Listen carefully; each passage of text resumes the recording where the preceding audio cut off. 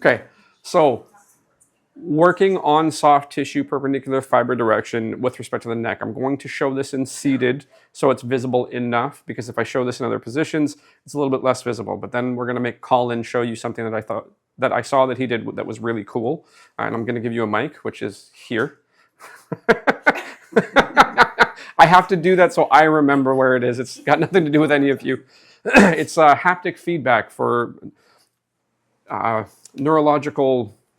It's not neurological priming, it's paired stimulus. That's what I'm looking for. Anyways, okay, so with respect to the cervical soft tissue, generally speaking, a handhold where your fingertips can be close to the SPs and then come lateral to them on the side that you're working on is going to be more advantageous, right? So here versus if I was the other way and my thumb was back there, I'd have to use my thenar eminence because my thumb is too long for most necks. Not all necks, but most necks. So generally speaking, the most advantageous hold when you're working on this soft tissue is to be fingertips around SP. So then I have to really work my hand to try to figure out what I can do. Now the movement is going to be very small. And even though I'm talking about being perpendicular to fiber direction, I can't necessarily go like this meaningfully and get much out of it because it won't go particularly far laterally. So what ends up happening is usually you have to go forwards and backwards. Now in this case, would you agree that up here, right up high, it's tighter here, going backwards? You agree with this? Yeah. And then down here, it's actually, down here on this finger, it's actually worse going forwards than it is backwards.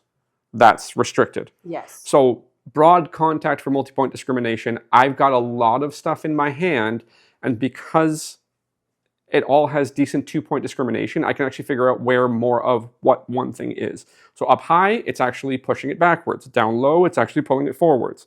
But I can figure that out because I've got lots of contact. So there's value here. Now, the contact that I have with the patient right now is not the most ideal to control her torso. So I actually have to be somewhat careful with that. But I can work here, right? Small movements, so it's now a still muscle moving bone. So this is still bone moving muscle. This is still muscle moving bone. Very, very small movements in many circumstances. Now, if you flip and face the other way, right, it becomes, what you'll see is you'll see a bunch of fingertips going forwards, but then I really have to modify my hand, and on the back, it's going to look like this, because my thumb cannot go this way and actually have contact with soft tissues.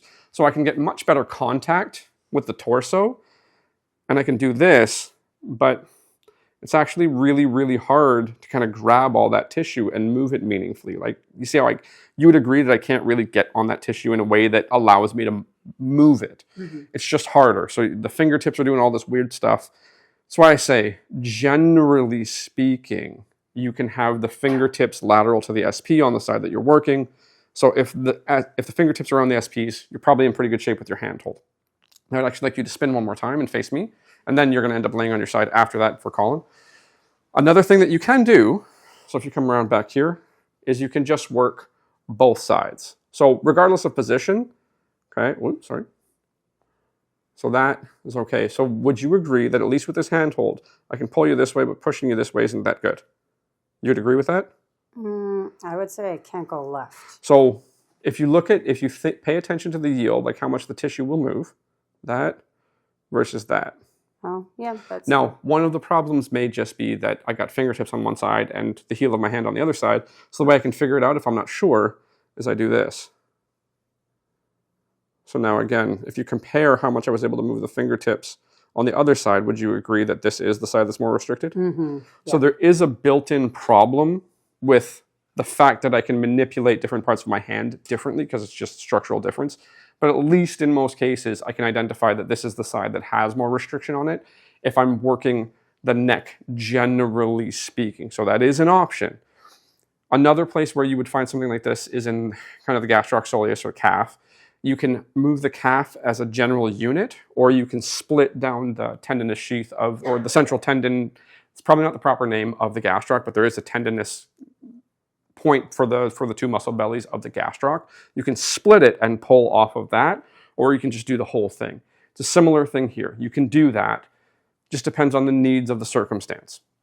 You would figure it out because you would try one approach to the soft tissue, and it would either change the movement that you wanted it to change or it wouldn't. Then by elimination, you do number 2. Fair enough? Okay, so what we're going to have you do is lay on your side. There you go. Facing this way? Facing that way, please. Come here, Colin. See, I got a mic for you. It's going to connect in a minute. Yeah. Yep. Sweet. Ah. Weird. Fantastic videos. I actually appreciate the awkward, and I'm still mic'd. Okay, so I saw you in lateral. You were working on the neck. Now, are you on the top side or are you on both sides? This was top sides. Okay, sweet. Yeah, because I could see it. Yep. Can you bring your shoulder back towards me a little bit? Towards me. Yeah, just your whole back towards me. Oh, hold back. Got it. Yeah. Yeah, there you go. So just as commentary, as play-by-play, he's doing a really good job making sure she can't go too far because he's blocking. So contact is control and control is Just lift safety. your head up. There you go.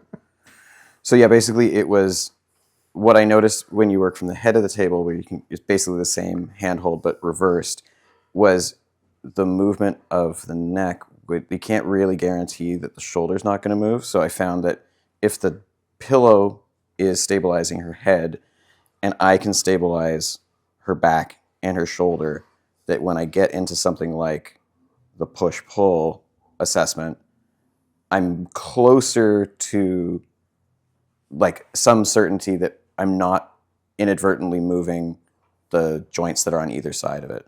Yeah. So you're able to, by stabilizing the shoulder and using gravity on the pillow, you're able to get greater confidence that the bones of the neck are not moving. Yeah. Now from here, if you wanted to keep the muscle still in the neck and try to move bones, not necessarily the neck bones, but gain connection through distant leverage, what do you do? Yeah, so I'm going to bend your elbow a little bit there. Thanks.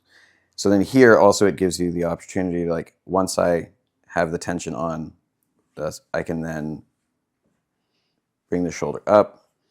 I can bring the shoulder down. If I feel like I need even more control, we can do this kind of movement. So adding more control, there's more contact around the shoulder girdle generally, and then you can roll forwards and roll backwards. Yeah. So you can rotate and then tension on and off of those soft tissues in the neck. Yeah. Yeah. So everybody sees how cool and awesome that is? Sweet. Cool and awesome. Thank you, Colin. Yay. Okay, you can stop the video.